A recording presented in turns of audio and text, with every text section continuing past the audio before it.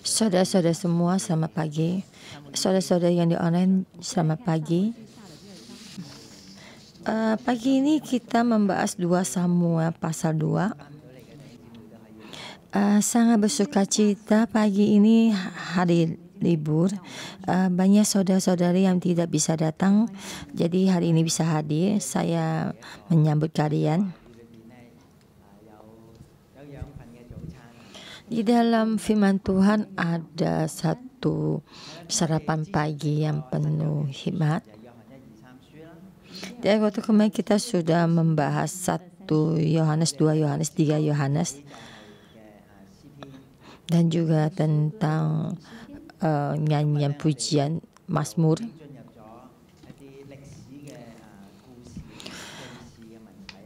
Dan pagi ini kita masuk dalam sejarah yang ada sejarah. Jadi boleh diperumpamakan kita sudah makan menu pembukaan dan sekarang kita mesti makan menu yang benarnya. Jadi menu yang banyak yang berbeda.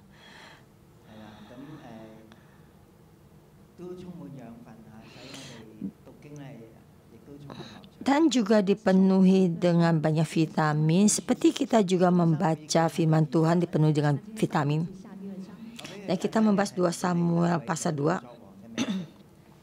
Saya mengikuti satu tema ya. Pernyataan Daud menjadi raja. Ini adalah judul yang sangat biasa. Jadi Daud yang saya tahu, jadi menuju ke jalan yang bagaimana Tuhan mengurapinya menjadi raja.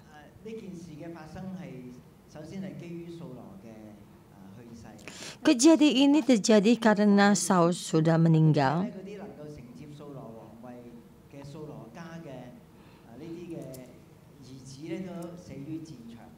Jadi yang menggantikan ayahnya menjadi raja juga mati di dalam peperangan. Jadi boleh katakan keluarga Saul dalam keadaan di tengah-tengah ya. Jadi di tengah-tengah langit, naik nggak bisa naik, turun nggak bisa, di tengah-tengah langit ya. Jadi seperti tidak ada satu anak raja pangeran. Itu satu keadaan saat itu. Apakah Daud akan mengambil kesempatan ini? Sebenarnya Tuhan sudah mengurapi Daud menjadi raja. Apakah sekarang ini menjadi raja? Sebenarnya tidaklah gampang. Kita tahu Daud adalah dari suku Yehuda.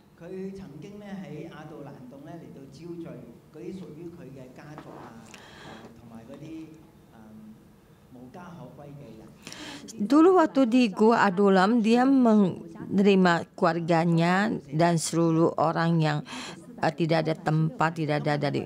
Dulu orang itu hanya mengikuti 400 orang.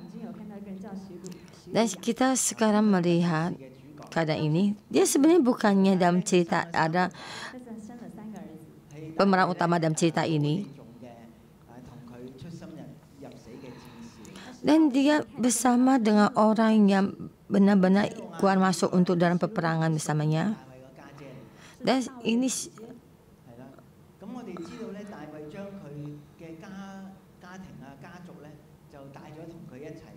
jadi kita melihat dalam keadaan ini Daud di dalam masuk dalam keluarganya. Sebenarnya keadaan ini tidaklah gampang. Pemilihan Tuhan adalah sangat istimewa. Sebenarnya Tuhan kadang memilih yang kecil, tidak memilih yang besar. Kita berpikir apa sebabnya? Jadi kakak untuk mengikuti adiknya dan diurapi adik-adiknya. Dan Daud bukannya hanya punya satu abang, tapi masih mempunyai banyak abang. Tapi mereka tetap mengikuti Daud dengan dalam perarian. Dalam keadaan ini mereka itu dalam satu bersatu dalam hidup bersama. Dan tidaklah mereka mengintrospeksi kamu, Daud, apakah kamu punya kepintaran apa? Apakah adik saya yang ini bolehkah kita menjadi pelindung dari keluarga kita? Apakah ada jati diri menjadi seorang pemimpin? Dia sendiri aja tidak bisa mengurus diri sendiri, bagaimana bisa mengurus keluarga? Dan juga tentang dari keluarga dari ayahnya. Jadi cerita yang ini kecil ya, tidak diperinci oleh Alkitab. Mari kita lihat dalam Yoab ada 3 anaknya ya.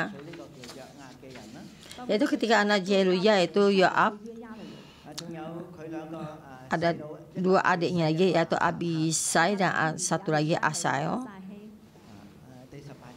Ayat ke-18. Ini sebenarnya bukannya adiknya Daud. Ini adalah kakak perempuan Daud, anaknya, dan juga mengikuti Daud berperang.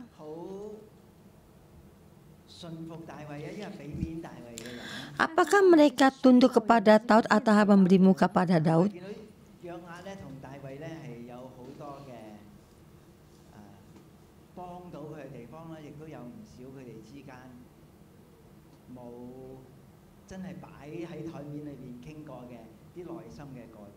Saya melihat Yoab itu banyak membantu Daud dan tidak banyak semua permasalahan diselesaikan di atas meja.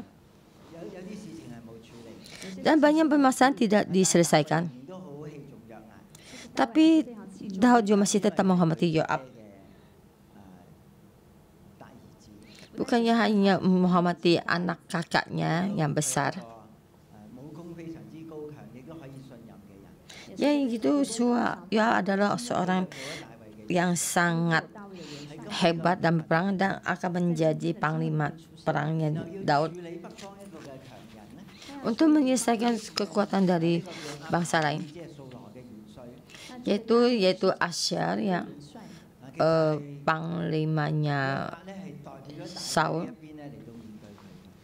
Dan di sini Daud ini menghadapi dia. Benar. Maka pagi ini kita mau firman ini. Orang perkelompok orang ini bertambah rumit. Sebenarnya Abner adalah panglima dari Saul. Dan Saul semua tentaranya mati dalam peperangan. Kenapa panglima besar ini masih terhidup? Dan kembali ke kampung halaman bisa menekan dari anak panglima Saul. Dan langsung Daud tidak bisa berhubungan langsung dengan Ashiboset anaknya Saul. Dan boleh dikatakan Daud tidak bisa berbicara langsung dengan anak tinggal satu-satunya dari Saul. Dan di tengah-tengah ada Abner yang menjadi penghalangnya. Tapi dalam keadaan ini, Daud tetap mengambil suatu kesempatan.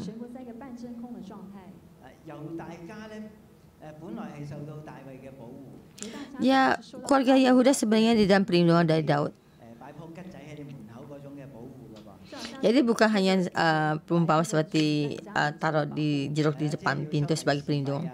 Ada menerima uang pungli, pemungut pungli, keamanan.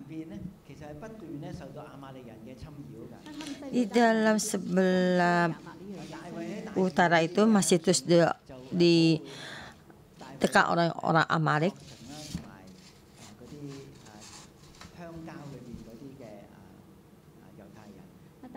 Ya, situ membuat satu tempat lindungan itu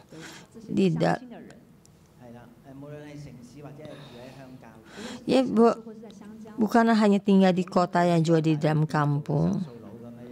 Dan Daud menjadi seorang yang pungli ya, pungli yang keamanan. Semua itu di dalam perlindungan Daud.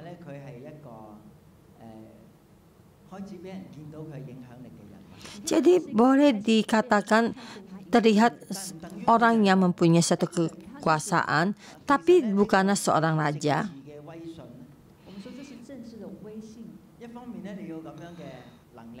Di sisi lain mempunyai satu kekuatan, dia mempunyai satu pengaruh.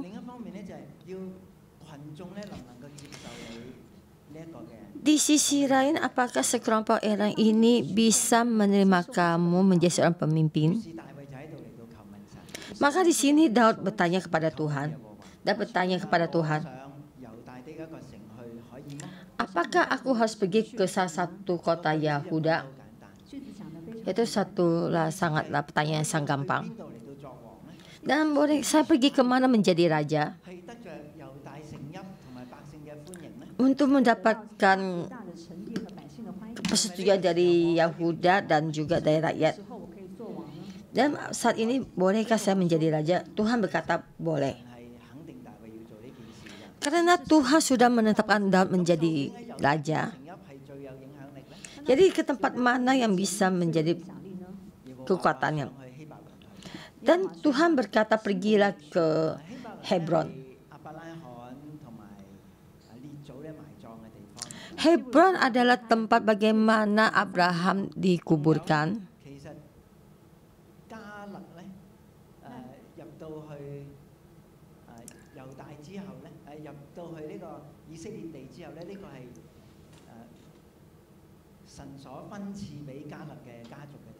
Yaitu kalau masuk ke dalam bahasa tempat tanah perjanjian, bagaimana tempat ini diberikan padanya. Jadi kita melihat yang dulu dua pengintai hanya Joshua dan Caleb yang bisa masuk ke tanah perjanjian. Itu Caleb adalah dari bagian utara dalam Yahuda. Jadi di tempat di Hebron.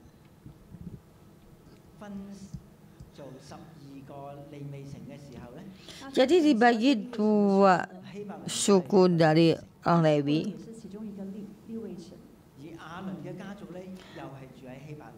Jadi keturunan dari Harun ada juga tinggal di Hebron. Jadi ini boleh katakan tempat bertinggalnya imam. Dan di sini Daud menjadi raja, mempunyai suatu pengaruh. Dan karena di sini juga imam tinggal di sini. Dan Daud membawa serta kedua istrinya, satu Ahinoam, perempuan Iklel, dan yang satu Abigail bekas istri Nabal. Jadi ya ini ada satu, dia ada satu bagian baratnya.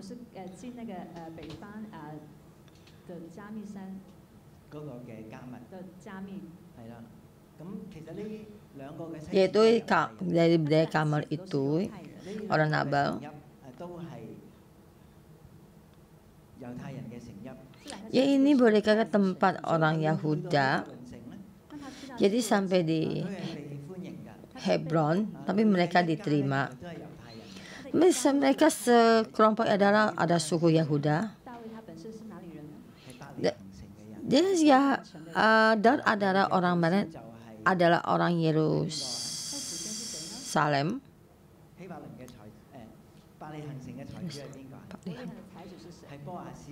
Yang menjadi mereka mempunyai suatu suku yang sangat besar adalah Boas ya.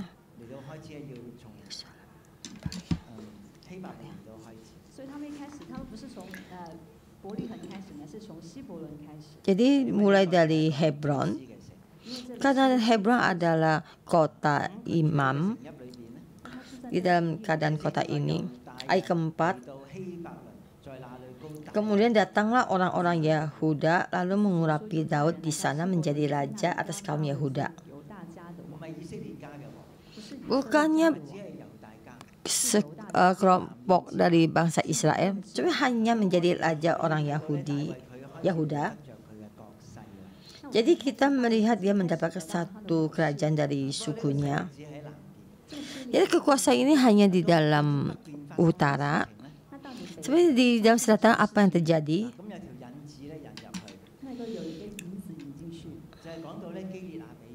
Yaitu sedang mengadakan Yabis orang Gibeat sudah melakukan jalan yang sangat jauh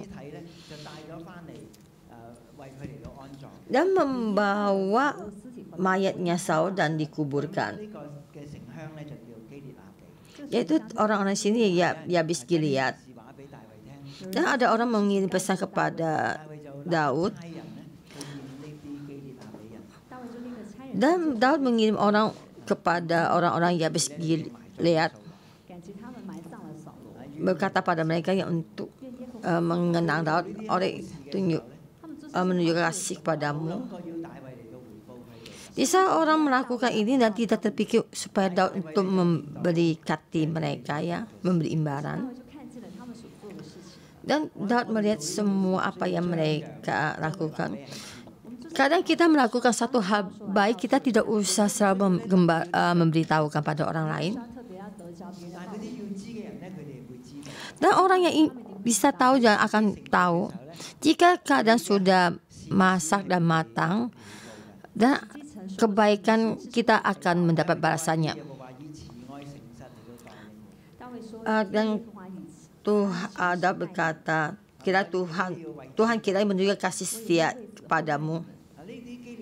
Aku pun akan berbuat baik kepadamu. Itu orang Gilead itu. Jadi kita melihat Daud sudah ada cara untuk karunia untuk ini. Jadi kita melihat kasihnya bagaimana menghibur kepada orang bagian utara. Kiranya kuatkanlah hatimu sekarang dan jadilah orang-orang yang gagah besar sekalipun Tuhanmu Saul sudah mati dan aku telah diurapi oleh kaum Yehuda menjadi raja atas mereka. Kuatkan hatimu, apa artinya? Mungkin Daud ada satu pikiran. Kamu sekarang dalam perlindungan saya. Daud bukan hanya di Yehuda menjadi raja, dan juga ingin di daerah utara menjadi raja. Dan keadaan ini sangatlah baik. Ayat ke-8 mulai dari tema yang kedua. Dan satu penghargaan yang sangat besar. Yaitu tentang Abner, Saul, Panglima. Dan kita lihat ayat 1 sampai 7. Daud di Hebron menjadi raja itu satu karunia. Jadi satu dari ayat 8 sampai 12. Yaitu di sini memberitahukan antara dua suku berperang. Dan dua perang ini dalam satu peperangan.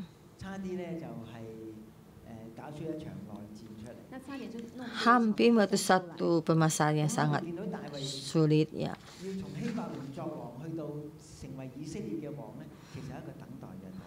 Kita melihat Daud menjadi raja di orang Yahuda dan menjadi raja Yahuda mesti membutuhkan waktu untuk menunggu. Dan juga terus memperlihatkan karunia-Nya.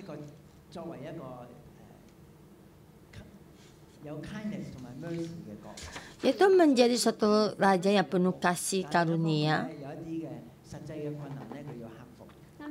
Dan dalam keadaan saat ini kita mesti menyelesaikannya.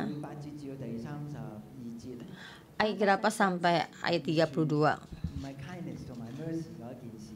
bukannya kasih karunia, bukannya hanya permasalahan itu saja, 是件流血的事件， 而且係啲年青人嘅血氣之勇咧所做。 dan juga tentang darah 年轻人血气 mudanya anak muda. 事件。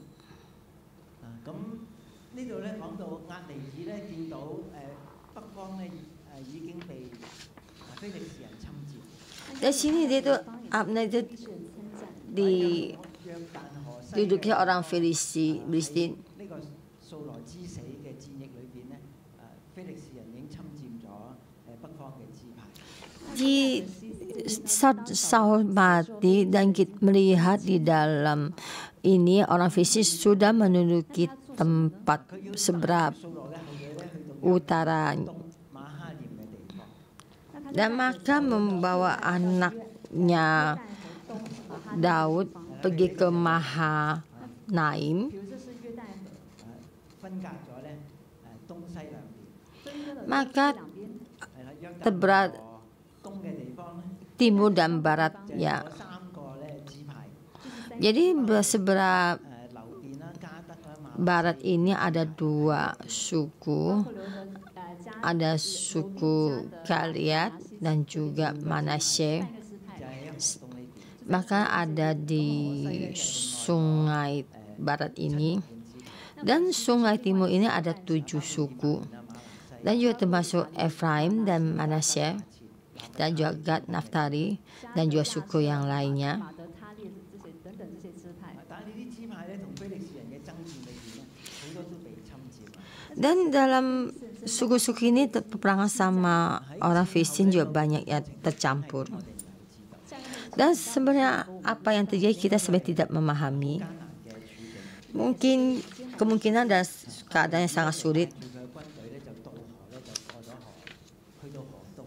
那亚尼尔就 Dan Abner membawa 过到了约旦河 pasukannya sampai ke 地方成為佢哋嘅 sungai sebelah barat 到了马哈念这个地方，成为他们 dan Mahane sampai di sana.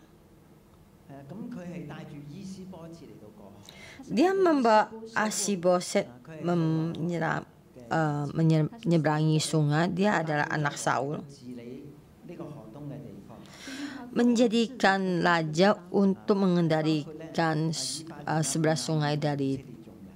barat 以法莲、便雅悯和以色列众人 dan juga Efraim dan atas suku Benyamin. 之下邊， Sebenarnya bukan 12 suku di dalam bawah kekuasaannya. 非利士人侵佔咗啦。有时已经被 Karena ada tempat lain karena sudah dikendalikan, dituduki oleh bangsa Filistin. 戰亂裏邊咧，由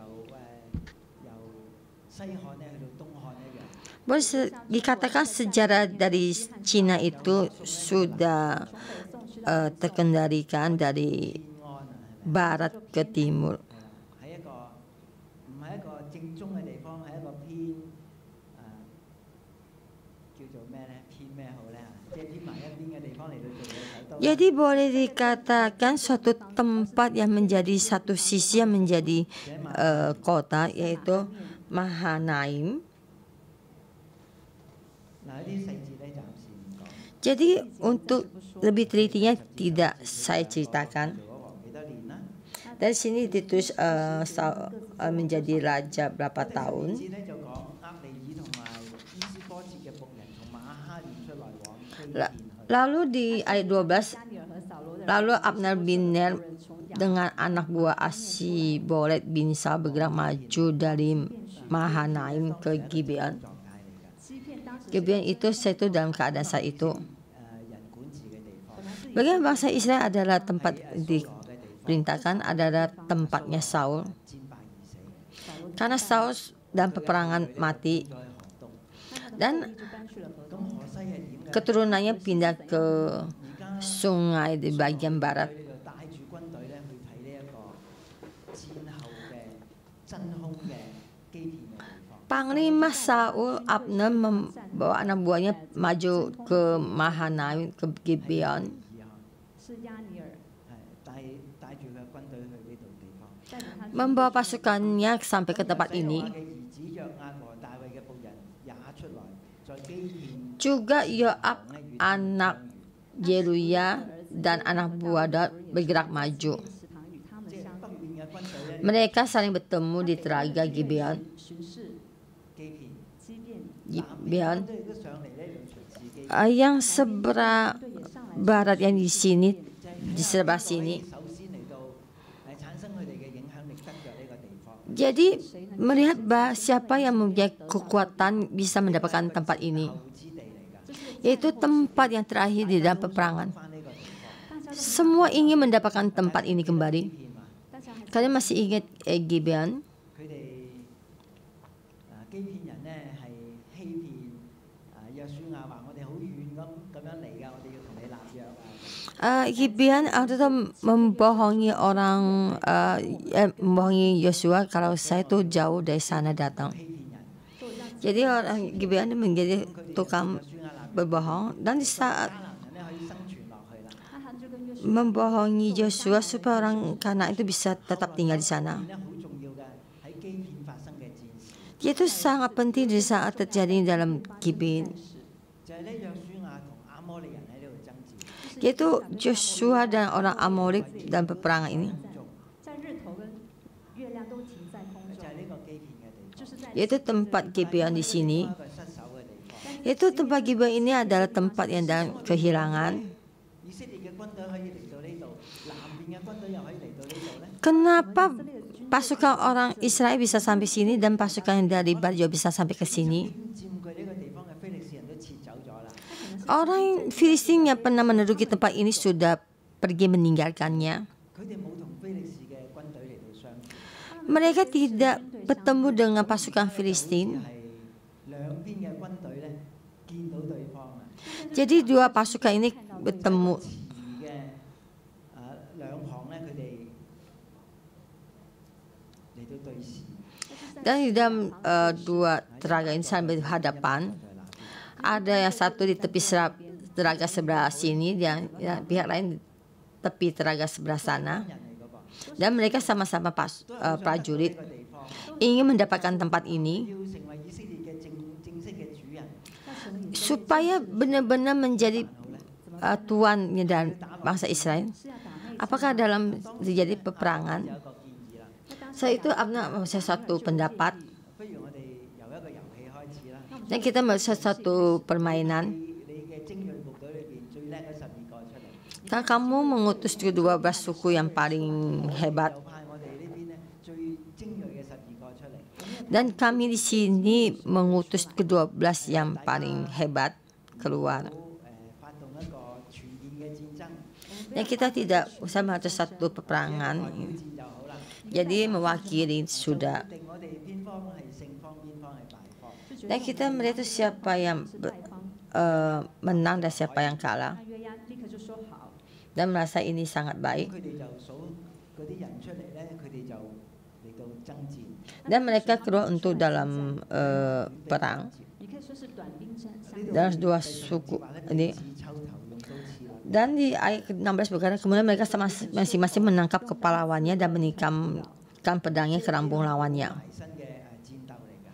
Yaitu 貼身的一個戰鬥 pertarungan yang sangat 一方 dekatkan diri. 咁撲到嗰方就會再派一個新嘅人出嚟啦。 Dan siapa yang mati yang kalah yang akan mengutus yang satu lagi untuk berperang 計咗出嚟咧， bermain ya.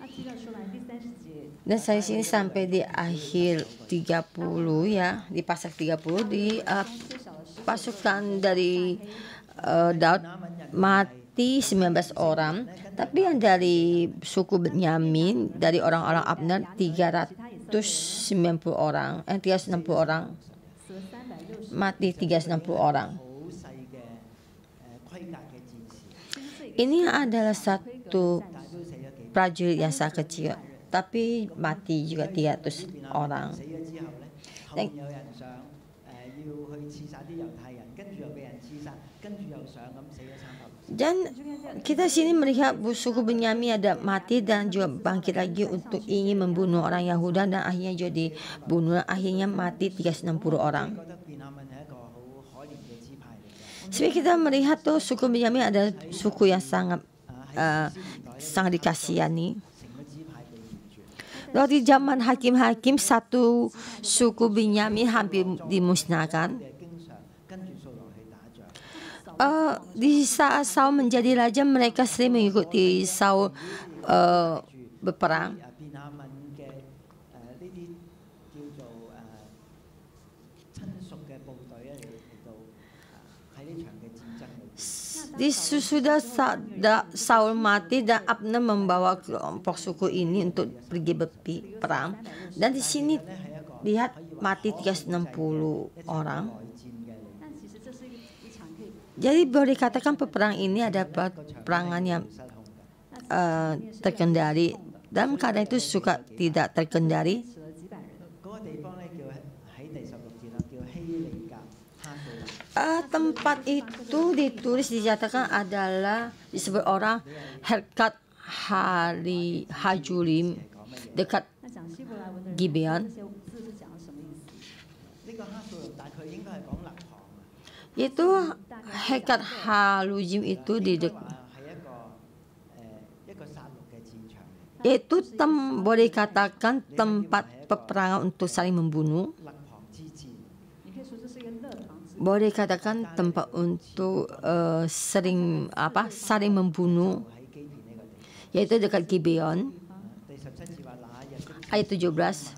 押尼珥和以色列人 Pada hari itu pertempuran sangat hebat dan Abner serta orang-orang Israel terpukul kalah oleh anak buah Daud. 以色列人敗在大衛的僕人面前。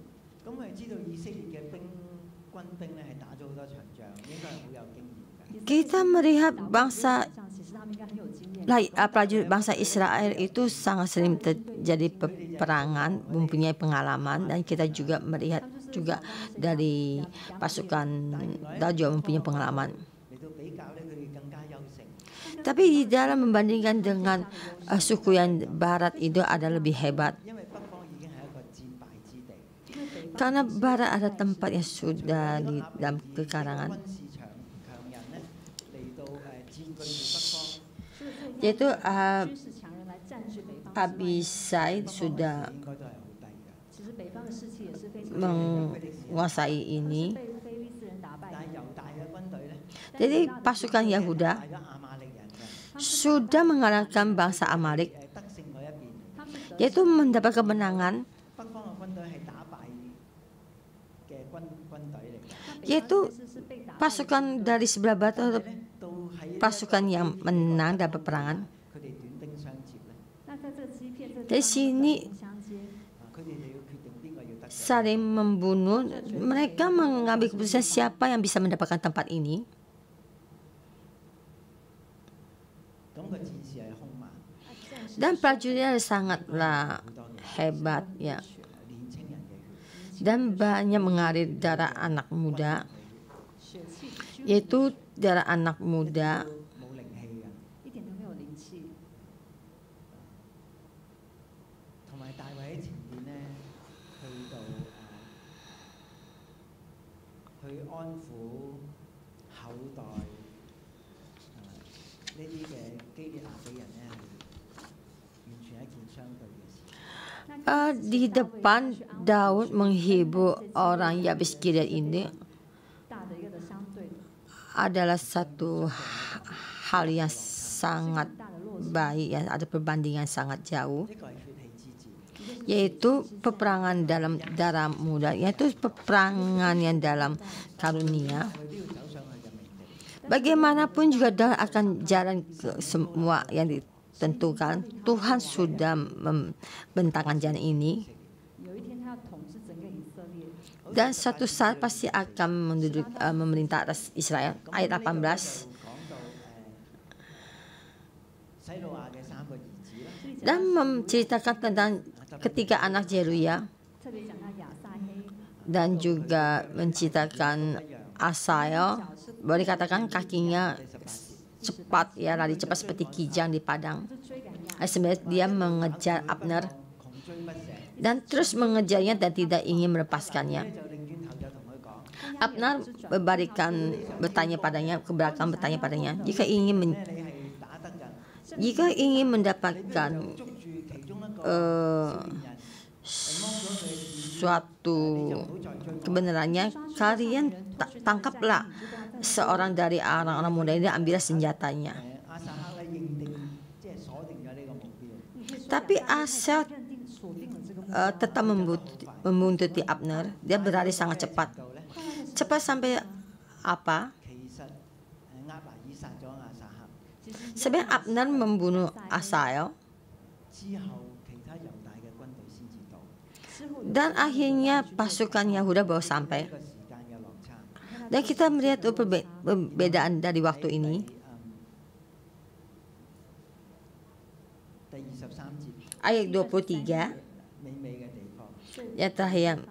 眾人趕到亞撒黑仆倒而死的地方， Semua orang yang datang ke tempat Asel lebat dan mati itu berhenti di sana 就企咗喺度。 dan berhenti di sana dan mereka sangat heran. 即係本來咧，亞撒黑咧係要追趕呢個押拿珥， Sebab Abisai ingin mengejar Abner 戰鬥。 dan saling dalam pertarungan. 時間其他軍隊咧就可以上嚟去支援佢。 Dari waktu yang 军队来到当中， jauh ya pasukan datang untuk membantunya karena larinya sangat cepat dan matinya sangat cepat. Jika pasukan sampai 毀滅咗啦。 dan akhirnya sudah mati, sudah mati 其實 terbunuh. 押拿珥話：你點解要咁樣嚟到追趕我？ Dan Abner bertanya pada Asai, kenapa kamu dengan ini mengejar saya? 殺你咧， Kenapa saya mesti membunuh kamu? 你哥哥約押。 Bagaimanakah aku dapat memandang muka Yoab abangmu? 押拿珥佢想做嘅事情， Ini sebenarnya bukannya yang ingin Abner kerjakan, 不肯轉開。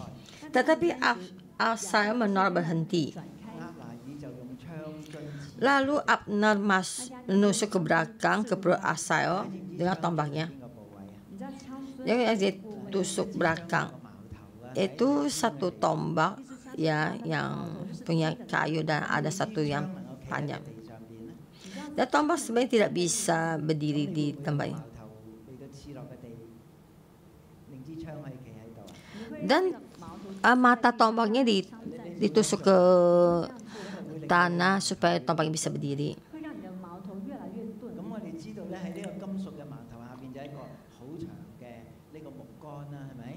Dan kita tahu di dalam mata pedang ini ada satu kayu yang sangat panjang. 很长的木杆， 喺木杆嘅底嗰度咧， 在木 Di bawah kayu ini 嘅 ada 结构 satu mata dari pedang itu. 是可以让 Maka 在地上 pedang ini bisa masuk ke sana dan tidak tidak 的矛头， mudah untuk 这就是叫做枪。 tumpulkan 槍 mata pedang ini. 地方。你可以說是槍尾的地方。亞撒黑你唔肯放過押拿珥， Asai tidak ingin melepaskan Abner. 矛頭嚟到刺亞撒黑。 加尼爾不是用 Abner bukannya dengan mata tombak itu membunuhnya. 尾後咁樣一插咧，就插死咗。 Maka dengan tombak ini membunuh akhirnya matilah Abner, Absael 甚至係佢嘅背部。 甚至 dan sampai menembus ke belakangnya. 他是在扑倒而死。 咁呢度俾我 Maka lebalah mati. 这也讓我們看到什麼呢？ Jadi kita melihat apa? 就是年少氣 本來 盛， 戰爭就已經好血氣啦， Sebenarnya dalam peperangan penuh dengan darah 血氣中嘅。 kemudaan ya. 是血氣中的血氣。當然呢個押尼珥咧，亦都唔係個好人， 那當然， Sebenarnya juga Abner bukanlah orang yang 唔 baik. 係一個咧容易商量嘅人。也不是一種， Dia tidaklah mudah untuk berkomunikasi. 但是他現在勸退亞撒黑，咁點解佢要咁急咧？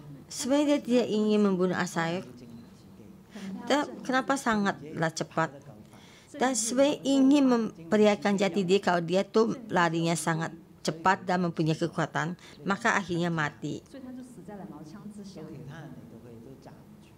Dan di saat orang lain datang, dia sudah mati lebah. 呆了， 點解會咁咧？ 為什麼會 Kenapa bisa begini?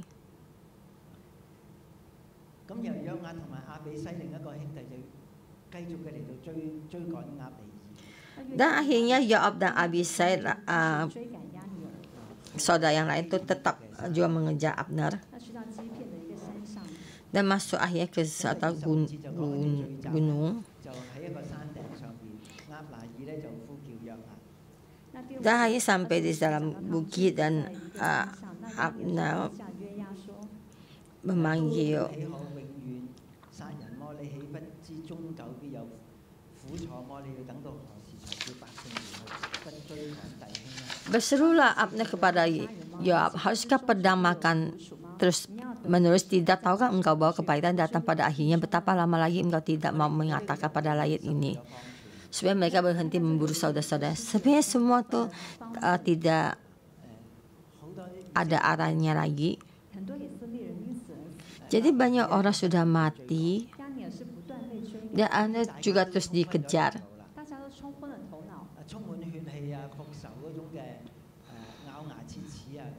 Dan semua dengan dipenuhi dengan kedagingan dan kemarahan.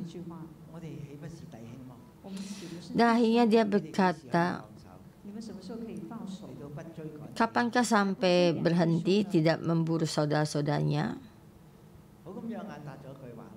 Jawab ayat 27, jawab Yoab, demi Allah yang hidup, sekira engkau berbicara tadi, maka tentulah sudah dari tadi pagi rakyat menarik diri dari memburu saudara-saudaranya.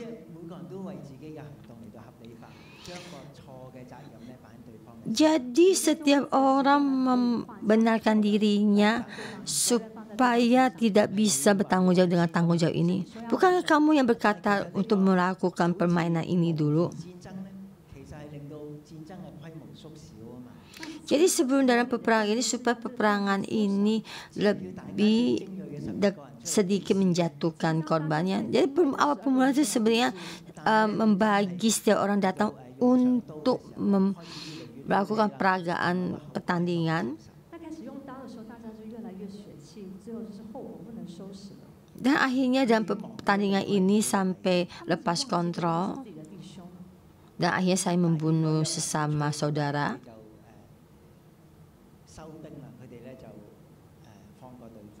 Dan akhirnya mereka menarik pasukan masing-masing dan melepaskan dan tidak lagi melakukan peperangan. Dan akhirnya Abner pulang ke Mahale. Dan juga akhirnya semalam-malam Abner dan orang-orangnya berjalan melalui Alaba Jordan dan menyeberangi sungai Jordan, berjalan terus dan juga orang yang mengikuti Yoab juga berjalan sampai semalam-malaman. Dan akhirnya sampai perang ya baru sampai di tempatnya. Dan akhirnya Daud di Hebron menjadi raja.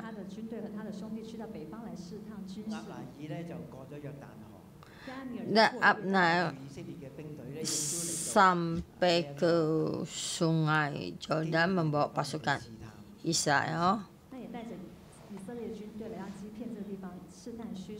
Sampai di tempat itu. Dan tidaklah dalam dua ini dalam peperangan antara keduanya. Dan sejarah ini akhir sampai di sini. Sebenarnya Daud menjadi raja sangatlah sulit. Di hadapan depannya itu bukan hanya 10 suku yang di bagian barat. Sebenarnya dari suku ini juga masih juga dari orang-orang Abner. Dan sudah menobatkan anaknya Saul menjadi raja, yaitu Asiboset menjadi raja. Dan di pasukan ini sering dalam peperangan dan saling membunuh. Di saat Tuhan menempatkan kamu menjadi yang ditetapkan, kita mesti mengambil kesempatan apa yang Tuhan ingin kita kerjakan. Jangan tergesa-gesa, jangan. Jika Tuhan menyuruh kamu menunggu, kamu menunggu. Jangan mengambil suatu keputusan yang bukan atas kehendak Tuhan. Jangan mengambil keputusan dengan dalam kedagingan. Waktu sudah sampai. Jika waktunya belum sampai, tujukan matamu kepada satu pekerjaan yang penuh karunia dari Tuhan. Jadi saya ada saudara, dia kerja di dalam gudang yang sangatlah sulit ya. Di saat mendapatkan pekerjaan ini dia sangat berterima kasih. Dan terus bekerja dalam keadaan ini bukan apa yang dipikirkan. Dan saya bertanya pada saudara ini, pernahkah kamu berpikir suatu hari kamu akan menjadi kepala gudang ini? Dia tidak terpikir. Kenapa kita berpikir begini? Karena kepala gudang ini melakukan pekerjaan ini tidak baik.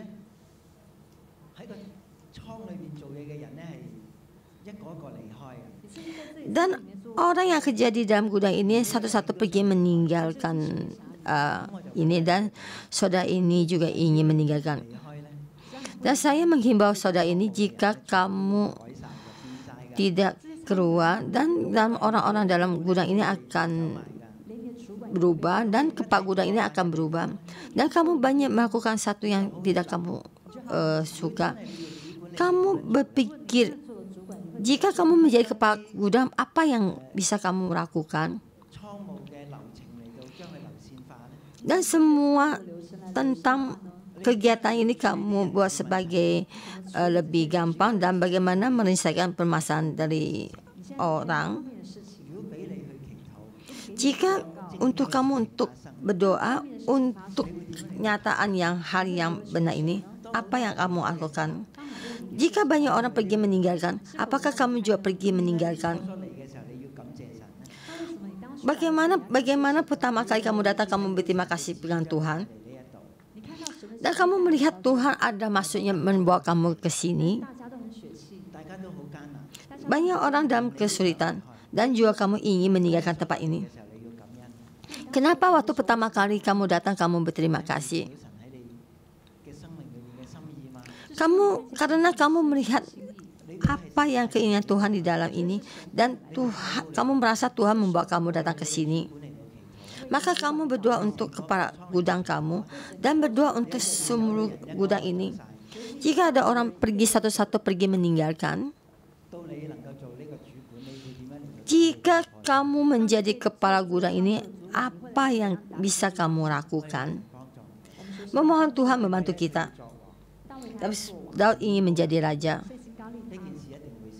Semua ini akan terjadi. Tapi jalan ini ada naik turun. Menghadapi banyak masalah dan tidaklah sedikit. Janganlah kita mengambil keputusan atas kedagingan kita, emosi kita. Memohon Tuhan membantu kita memegang waktu yang tepat.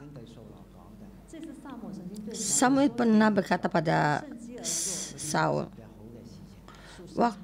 yang menjadi milik Tuhan yang baik itu, memohon Tuhan membantu kita.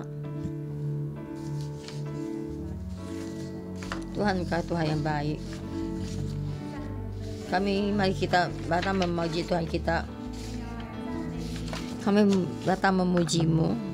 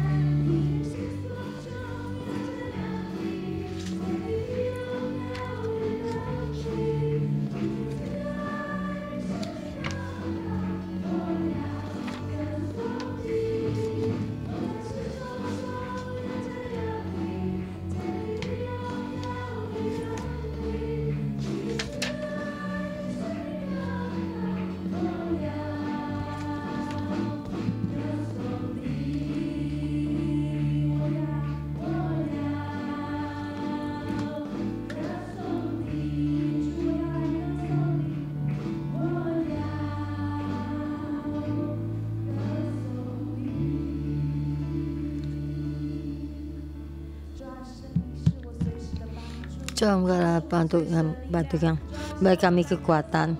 Kami memuji kasih-Mu. Tuhan, kami memuji-Mu. Kami semua hidup kami akan mengikuti-Mu. Haleluya. Kami memuji-Mu.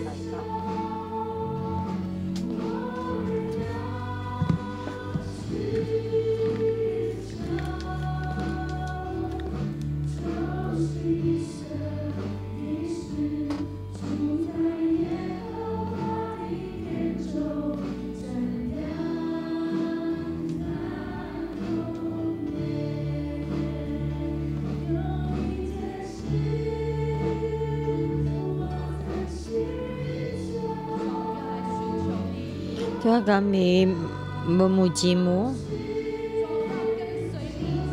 Tuhan, kami mengikuti-Mu, dengan sepenuh hati kami mengikuti-Mu.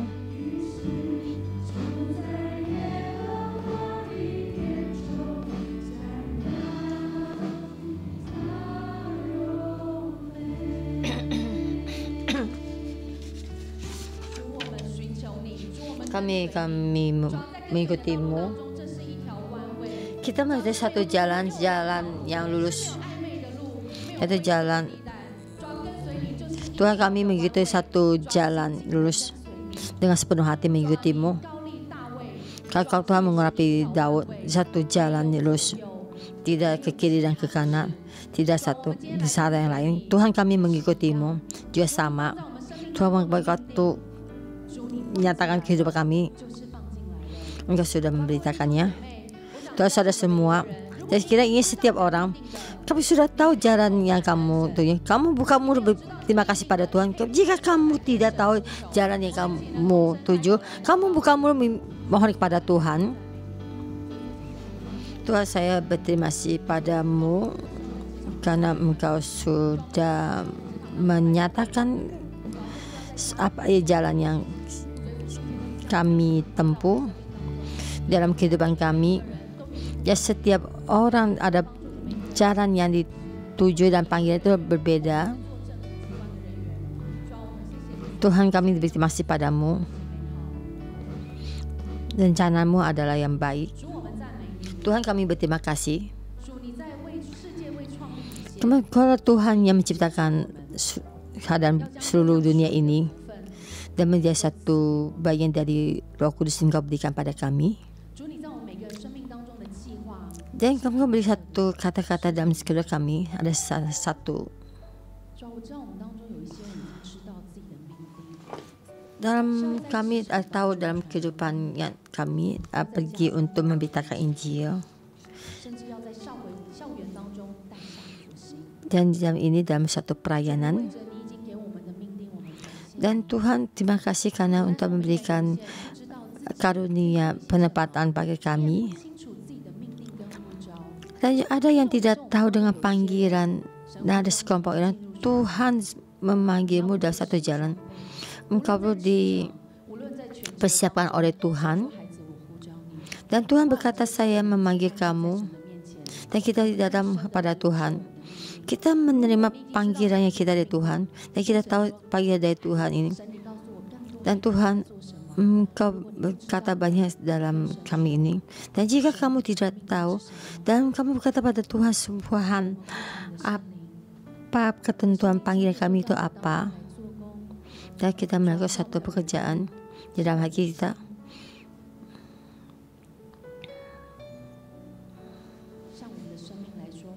Dan kita berbicara pada kehidupan kita. Roh Kudus, saya mengundangmu.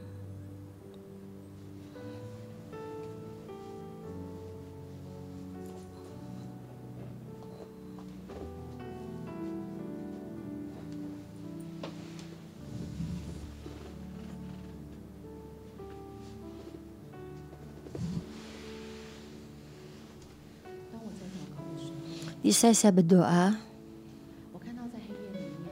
saya melihat adalah hadiah Tuhan dari langit turun dan hampiri setiap saudara-saudara ya semua. Dan saya mendengar Tuhan penentuan ini. Saya melihat satu kehidupan dalam tanganmu. Kehidupan ini dalam tanganmu. Kehidupan ini dalam tanganmu keluar. Dan Tuhan berkata, panggilan ini, apa yang kamu lakukan sangat benar. Dan banyak orang dalam panggilan ini. Dan Tuhan berkata, anakku, dunia ini saya menciptakan. Saya memberikan kamu kepintaran dan saya menciptakan banyak. Terhadap orang banyak, bisa membantu banyak orang. Dan apa bisa yang kamu bantu? Ada manfaatnya bagi Tuhan dan juga bagi orang lain. Dan saya mendengar Tuhan berkata, ada sekelompok orang suka marah pada orang lain. Dan Tuhan berkata, anakku, saya akan memberi kamu menjadi seorang pendamai. Dan satu kata-kata pujian dan perkataan yang membuat berkat di dalam kamu merasa kamu sangat rendah, kamu tidak berguna, dan keluarga kamu tidak mendengarkan kata kamu, tapi Tuhan akan memberi kamu dimanapun, baik di dalam keluargamu, di dalam lain, Tuhan akan membagi kamu. Dan Tuhan berkata di dalam ini dan berkata, dan saya mendengar Tuhan berkata, anakku, kamu tetap jalan dalam penyataan ini, panggilan ini, dalam ada ini. Hanya saya juga hanya tidak berkata pada saudara-saudara juga asap gereja dan juga murid bersekolah Alkitab. Dan kadang-kadang dengan kedagingan kita mengambil keputusan. Dan sebab ini sangat lemah. Tapi Tuhan berkata, saya memberikan kekuatan padamu. Saya memberikan kekuatan padamu. Saya melihat satu ini. Roh Kudus di dalam tengah-tengahmu lebih banyak lagi memberi kekuatan supaya telingamu mendengarkan firman Tuhan, ketentuan dari Tuhan. Kamu menghadapi persimpangan jalan, kamu lihat sesuatu. Tuhan berkata, aku memberikan padamu. Tuhan memberi satu. Anakku, aku membantumu untuk jalan yang ditentukan. Tuhan, kami mengharapkan, kami berterima kasih. Mari kita sendiri berdoa pada diri kita sendiri. Jika kamu merasa panggilan kamu sudah tahu panggilan kamu, tapi dalam kedagingan kamu, seperti tadi Pastor Hokit, seperti muridnya ya, di dalamnya banyak yang tidak suka terhadap orang dan ingin memarah pada orang, maka kita berdoa pada diri kita sendiri dalam keadaan di dalam pekerjaan kamu, dalam keluarga kamu. Jika dalam pekerjaan kamu percaya pada Tuhan, tapi di dalam hati kamu banyak kepahitan, ingin marah pada orang, kamu sekarang bangkit berdoa pada diri sendiri dan tahu kalau itu jalan panggilan kamu. Memohon Tuhan membantu kamu menjadi seorang pendamai, supaya kita berdoa pada kehidupan kita sendiri, kita masuk dalam panggilan ini. Buka mulutmu supaya kamu bisa mendengarkan suara kamu sendiri. Dan panggilan ini ada Tuhan berikan padamu. Jika tidak kamu masuk di dalam panggilan ini, kamu seumur hidup tidak akan bahagia. Buka mulut, berdoa untuk panggilan ini dan berkata pada Tuhan, saya ingin masuk dalam panggilan ini. Saya ingin masuk dalam panggilan ini.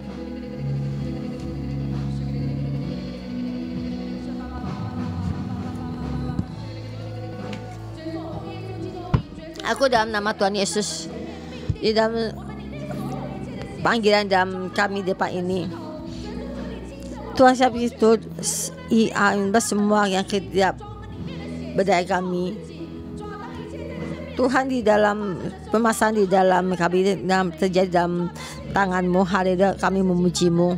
Dan semua yang terjadi ini, kita tidak ada banyak untuk mengeluh dan kepahitan. Jangan banyak kemarahan, mengeluh padamu. Tuhan melihat dalam-Mu. Dalam kehidupan ini,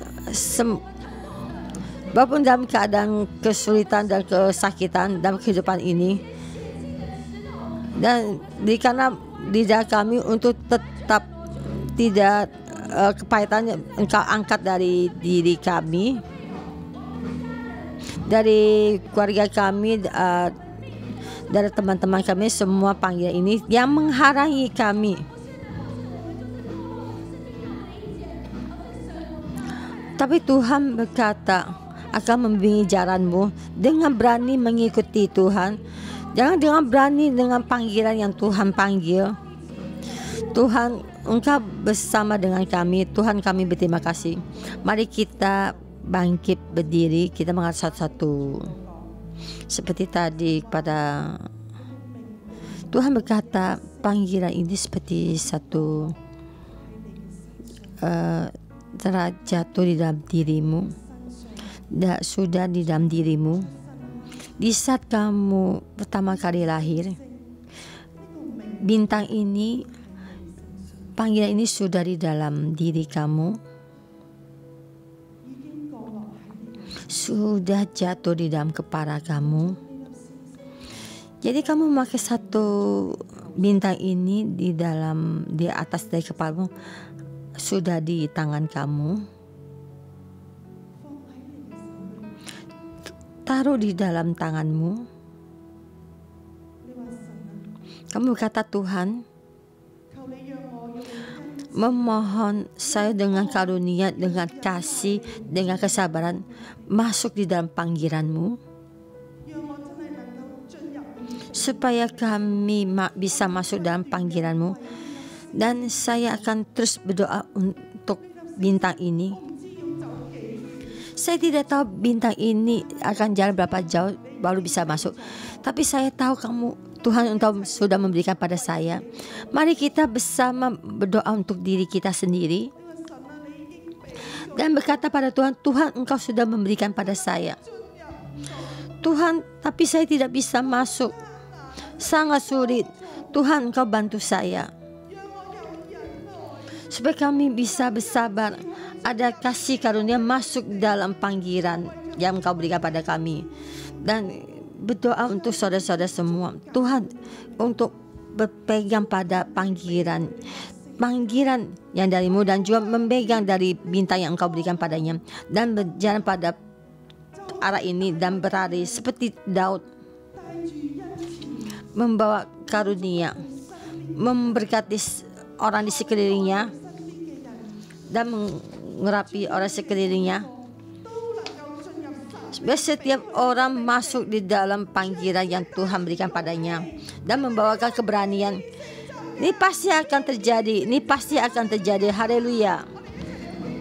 Mari kita memuji Tuhan.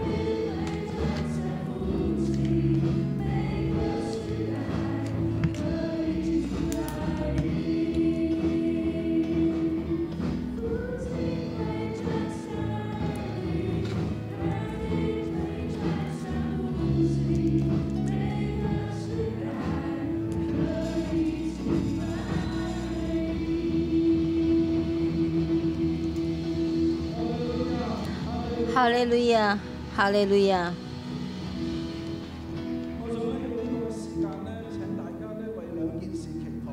Saya ingin dalam tempat ini kita berdoa dua masalah ya. Satu untuk Taiwan, karena wabah penyakit COVID ini sangat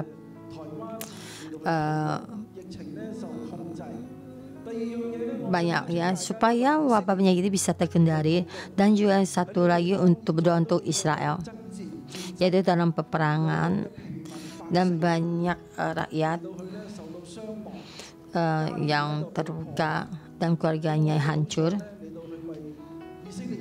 dan supaya dari damai yang untuk Israel, dan berdoa supaya peperangan ini berhenti dan Tuhan mengendalikan semua ini. 1, 2, 3 kita bersama untuk berdoa. Tuhan Yesus, kami memohon padamu. 1, 2, 3 kita berdoa bersama. Tuhan, Engkau juga Taiwan juga memohon padamu, Engkau padamkan wabah penyakit ini, dalam sakit beberapa kesembuhan, dalam kali ini Engkau berikan damai, banyak ketakutan. Tuhan, kami mohon padamu, Engkau ampuni, berkati, bantu dan suara kesulitan ini.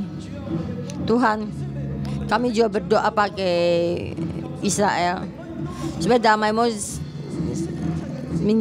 dalam ini, padamkan peperangan ini, padamkan perang dari Engkau, ampun, beri kasih karunia juga dalam rakyat orang Palestina, juga banyak rakyat yang terluka.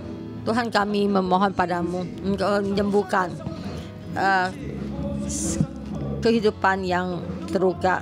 Engkau juga penghiburan bagi keluarga yang kehilangan keluarganya, yang kehilangan anaknya. Tuhan, Engkau mengendalikan. Yesus, kami memohon padamu mengendalikan tempat ini, damai besar sampai di dalam tengah ini. Haleluya, kami memohon padamu, karena Engkau Tuhan sejarah. Dengan doa kami dalam Tuhan Yesus, mari kita mengangkat kedua tangan kita menerima berkat. Yesus, waktu tinggal dan hadir dalam kami, Engkau terhadap setiap orang ini ada satu rancangan yang baik. Roh Kudus, bimbing kami masuk. Tuhan, panggilan yang Tuhan berikan pada kita, bawa kami masuk dalam panggilan ini. Dalam nama Tuhan Yesus, berkati-Mu. Kamu menjalan dalam rancangan Tuhan, penuh kasih karunia. Ada berkat yang dari Tuhan. Semua yang tercuri, semua kepahitan dari masa lalumu yang membawa kepahitan, yang terluka, kasihnya Tuhan bantumu, membimbingmu, menghilangkan semua kepahitan, supaya hidup dengan hidupan berkati-Mu. Air pahit menjadi manis, masuk dalam panggilan Tuhan dan berkat dari Tuhan. Dan Tuhan Yesus berkati-Mu. Amin. Renungan pagi sampai di sini berkati kalian semua.